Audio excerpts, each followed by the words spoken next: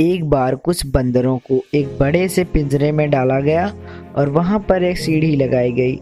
सीढ़ी के ऊपरी भाग पर कुछ केले लटका दिए गए और उन केलों को खाने के लिए एक बंदर सीढ़ी के पास पहुंचा। जैसे ही वह बंदर सीढ़ी पर चढ़ने लगा, उस पर बहुत सारा ठंडा पानी गिरा दिया गया और उसके साथ साथ बाकी बंदरों को भी पानी से भिगो दिया गया। पानी डालने पर वह बंदर भागकर एक कोने में खड़ा हो गया। थोड़ी देर बाद दूसरा बंदर सीढ़ी के पास पहुंचा और जैसे ही वह बंदर सीढ़ी पर चढ़ने लगा, फिर से सारे बंदरों के ऊपर ठंडा पानी गिरा दिया गया। ठंडे पानी के कारण सारे बंदर भागकर एक कोने में खड़े हो गए। यह प्रक्रिया चलती रही। जैसे कोई बंदर सीढ़ी के पास पहुंचता, केला खाने के लिए उस पर और उसके साथ साथ सारी बंदरों के ऊपर ठंडा पानी गिरा दिया जाता। बहुत बार ठंडा पानी की सज़ा मिलने पर बंदर समझ गए अगर कोई उस सीढ़ी पर चढ़ेगा तो इसकी सज़ा सारे बंदरों को मिलेगी, और वह बात ये अच्छी तरीके से समझ गए थे।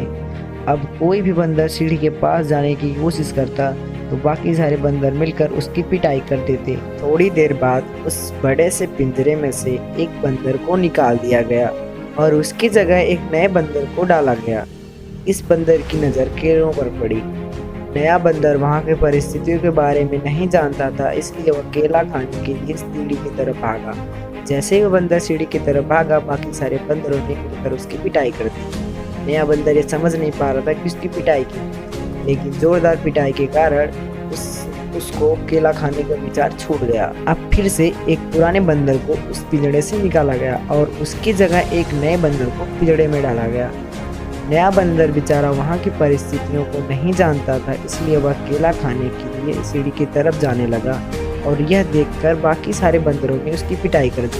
पिटाई करने वालों में से पिछली बार आया नया बंदर भी शामिल था, जबकि उसको यह नहीं पता था कि पिटाई क्यों कर रहे हैं। यह प्रक्रिया चलती रही। एक एक करके पुराने बंदरों की जगह नए बंदरों को पिंजड़े में डाला गया। जैसे ही कोई नया बंदर पिंजड़े में आता और केला खाने के लिए सीढ़ी की तरफ भागता तो सारे बंदर मिलकर उसकी पिटाई कर देते। अब पिंजरे में सारे बंदर नए थे, जिनके ऊपर एक बार भी ठंडा पानी नहीं पड़ा था, लेकिन उसे यह नहीं पता था कि हम केला खा क्यों रहे हैं, और सीढ़ी के पास जाने से वह डरते थे। सबकी एक एक बार पिटाई हो चुकी थी, इसलिए वह डर गए। तो दोस्तों, हम आपको ये बताना चाहते हैं कि हमारा जीवन भी कुछ इसी तरह होता है। अंधविश्वास और कुप्रथाओं का चलन भी कुछ इसी तरह होता है, क्योंकि हम उन लोगों की प्रथाओं और रीति रिवाजों के पीछे का कारण जाने बिना ही उसका पालन करते रहते हैं। भारत की जनसंख्या 121 करोड़ से ऊपर है, लेकिन भारत खेलों के क्षेत्र में बहुत पीछे है, क्योंकि ज़्यादातर अभिभावक अपने बच्चों को खेल के क्षेत्र में जाने से रोकते हैं, क्योंकि बाकी सारा समाज भी यही कर रहा है।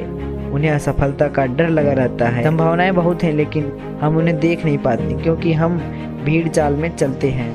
दूसरी तरफ भारत को आज भी विदेशों से लाखों करोड़ों का सामान एक्सपोर्ट करना पड़ता है, और यह हमारी मानसिकता ही है जो हमें पीछे ढकेल रही है। या तो हम बंदरों की तरह एक दूसरे की देखा देखी कर सकते हैं, या तो खुद को स्वतंत्र कर विचारों से मुक्त होकर सफलता की सीढ़ियों को चढ़ सकते हैं। तो दोस्तों, अगर आपको ये वीडियो पसंद आया हो तो प्लीज़ इसे लाइक ज़रूर करें।